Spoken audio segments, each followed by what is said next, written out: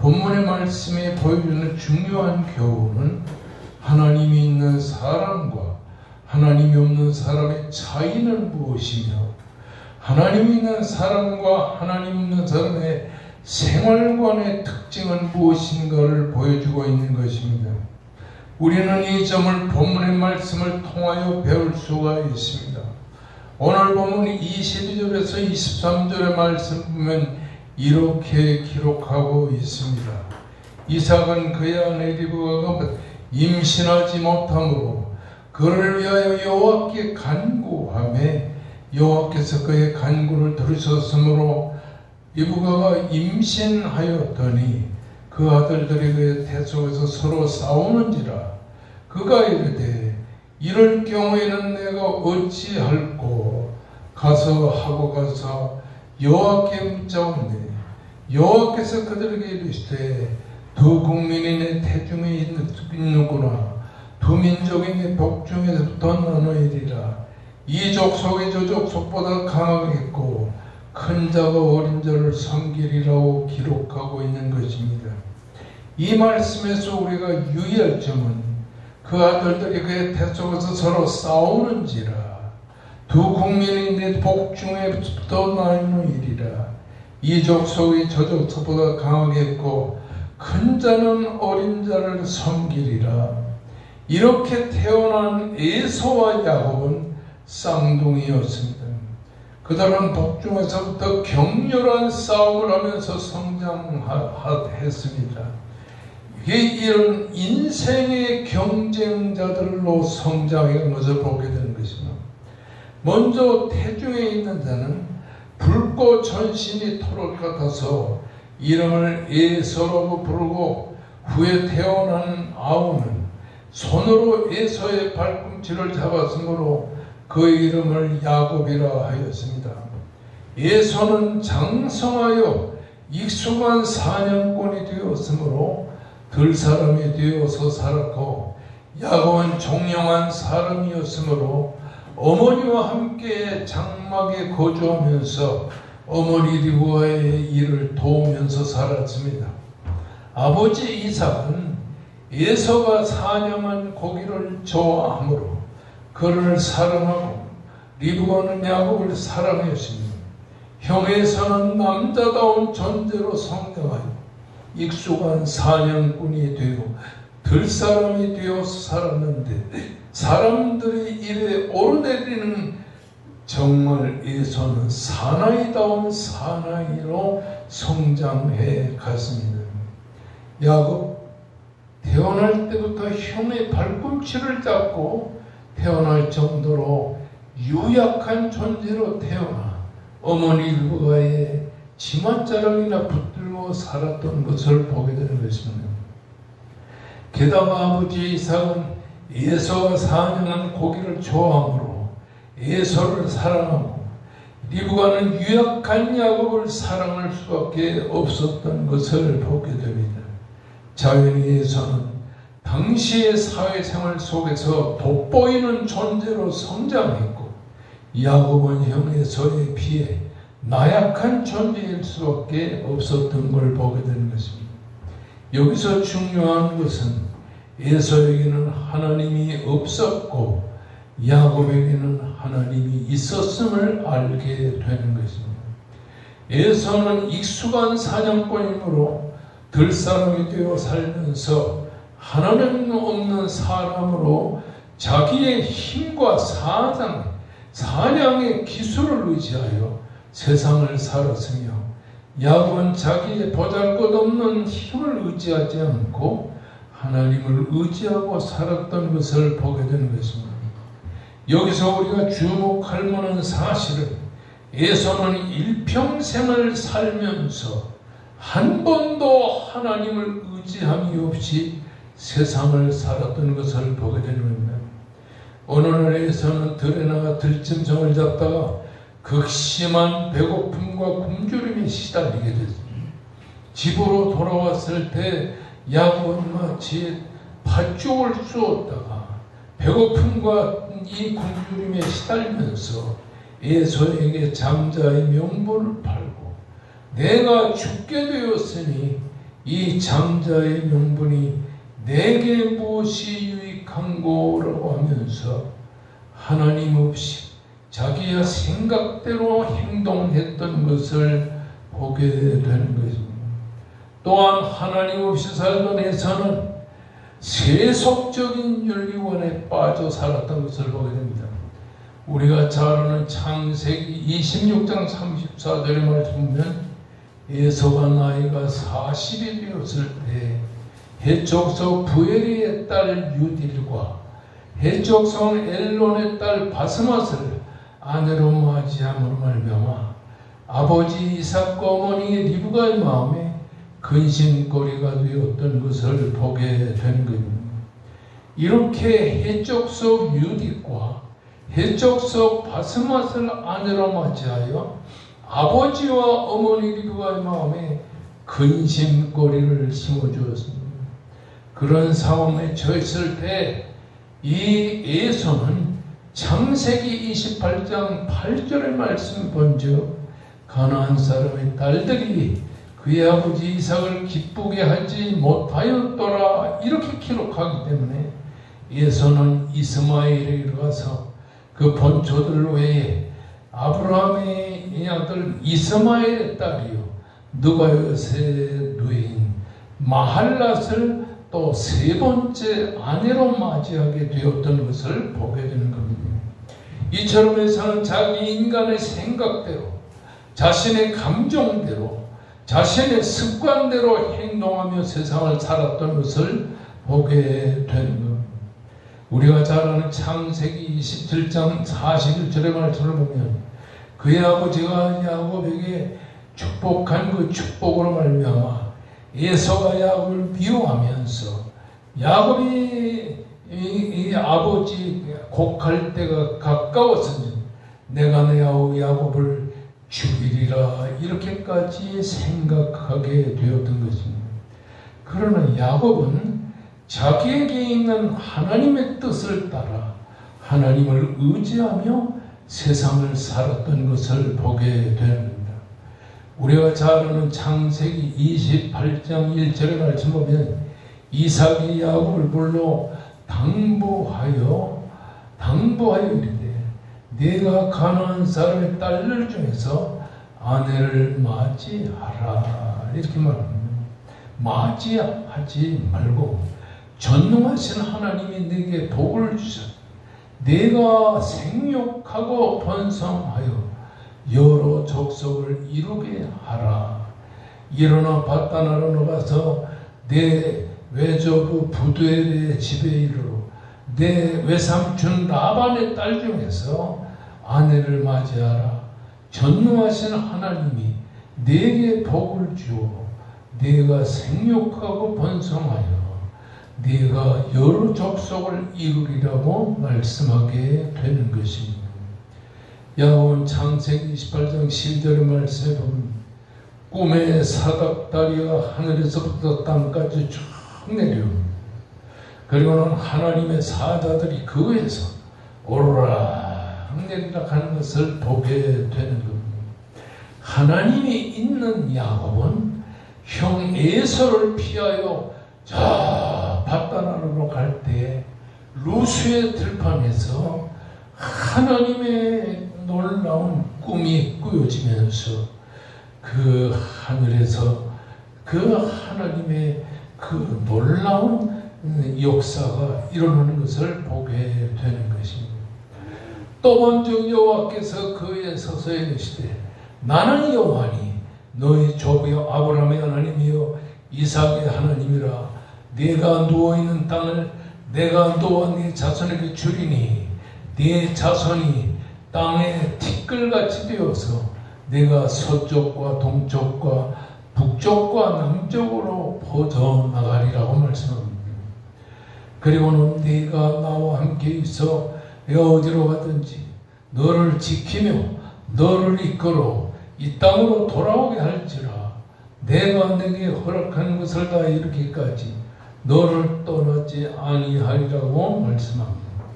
한마디로 말하면 하나님이 없는 이삭에서는 하나님 없이 자기 생각대로 세상을 살았지만은 하나님이 있는 야곱은 언제 어디서나 하나님을 중심으로 세상을 살게 되었다라고 하는 말입니다. 창세기 28장 22절에 보면 내가 기둥으로 세운 이 돌들이 하나님의 집이 될 것이요 하나님이 내게 주신 모든 것의 10분의 1을 내가 반드시 하나님께 드릴 것이라고 말씀하고 있는 겁니다. 우리가 성경을 보게 되면 창세기 30장 2절에 보면 야곱이 라헬에게 성을 내어서 말합니다. 그대를 임신하지 못하게 하신 이는 하나님이신 내가 하나님을 대신할 수 있겠느냐 이렇게 화를 냅니다. 이렇게 하나님이 있는 야곱은 어려서부터 하나님을 중심으로 살고 하나님께 영광을 돌리며 살았다는 사실인 것입니다. 창세기 31장 11절 말씀을 보면 밧단아람에서 야곱은 큰 부자가 됩니다. 그래서 얼룩무늬 있는 양, 정 있는 양, 아롱진 양 이런 것들을 하나님께서 골라서 그런 양들을 키우게 되는데 하나님의 꿈속에서 이런 얼룩무늬 있고 점 있고 아롱진 이런 양떼들을 잘 양육해가지고 야곱이 큰 부자가 되는 것을 보게 되는 것입니다. 우리가 잘 아는 창세기 31절 3절의 말씀을 보면 여호와께서 야곱에게 이르시되 네 조상의 땅, 네 족속에게 돌아와 내가 너와 함께 있으리라. 항상 하나님을 중심으로 살던 야곱은 언제나 하나님께 영광을 돌리며 하나님을 의지하고 살았다고 하는 사실입니다. 창세기 31장 7절에 보면 하나님이 이같이 그대들의 아버지의 가축을 빼앗아 내게 주셨다. 다시 말하면 야곱은 하나님을 중심으로 살았는데 하나님은 그런 야곱에게 아버지의 가축을 빼앗아 내게 주셨다는 말은 라반의 가축을 빼앗아 야곱에게 주었다는 것을 우리에게 보여줍니다. 야곱은 이렇게 하나님이 있는 사람, 그리고 그는 하나님을 붙들고 살았어요. 하나님이 있는 사람이라 기도하며 말씀을 순종하며 세상을 살았다고 하는 사실인 것입니다. 그는 야복 강가에서 밤을 새고 하나님 앞에 간절히 기도할 때 하나님이 있는 야곱은 당신이 내게 축복하지 않으면 가게 하지 않겠다고 막 울부짖으면서 하나님께 간절히 기도했던 것을 보게 되는 것입니다. 창세기 35장의 말씀 보면 야곱이 하나님이 야곱에게 이르렀습니다. 그리고 일어나서 베델로 올라가서 거기 거주하며 네 형 에서의 그 낯을 피하여 동하던 때에 네게 나타났던 하나님께서 거기서 제단을 쌓으라 이렇게 말합니다. 그 가나안 땅에 여자들이 무슨 옷을 입는가, 패션은 어떤가. 그래서 그 가나안 땅에 갔다가 세겜성 주장 세겜에게 강간을 당하고 났을 때 그 세겜성에 야곱의 온 일가가 그 성에서 피신하여 그 베델로 올라가는 과정을 우리들에게 보여주고 있다고 하는 사실인 것입니다. 창세기 35장 9절에서 10절에 보면 야곱이 밧단아람에서 돌아오며 하나님이 다시 야곱에 나타나서 그에게 복을 주셨더라 이렇게 기록하고 있는 것을 보게 되는 것이죠. 여러분, 하나님이 그에게 이르시되 네 아들 야곱이 내 이름을 다시는 야곱이라 하지 말고 이스라엘이라 부르라. 이렇게 말할 정도로 야곱은 새 사람 이스라엘이 됐던 것을 보게 되는 것입니다. 하나님이 그에게 이르시되 나는 전능하신 하나님이라. 생육하고 번성하여 땅에 충만하라고 말씀하고 있는 것을 보게 됩니다. 우리가 창세기 39장 9절의 말씀 보면 하나님이 있는 야곱은 죄를 멀리 했던 것을 보게 됩니다. 창세기 39장 9절 말씀 보면 그 야곱이, 하나님이 있는 야곱이 그 하나님을 의지하고 그 보디발의 가정에서 노예로 지낼 때에 그 보디발의 아내가 강한 유혹을 하면서 그를 쫓아왔으나 내가 어찌 이 큰 악을 행하여 하나님께 죄를 지을 것입니까 하면서 자기를 유혹하는 보디발의 아내의 유혹을 뿌리치면서 요셉이 하나님을 중심으로 살았던 것을 이 본문에서 배우게 되는 것입니다. 창세기 36장 3절에서 6절에 보면 하나님이 이르시되 나는 하나님이라 네 아버지의 하나님이니 애굽으로 내려가기를 두려워하지 말라. 내가 거기서 큰 민족을 이룰 수 있게 하리라. 내가 너와 함께 애굽으로 내려가겠고 반드시 너를 인도하여 다시 올라올 것이며 요셉이 그의 손으로 내 눈을 감기리라 말씀했습니다.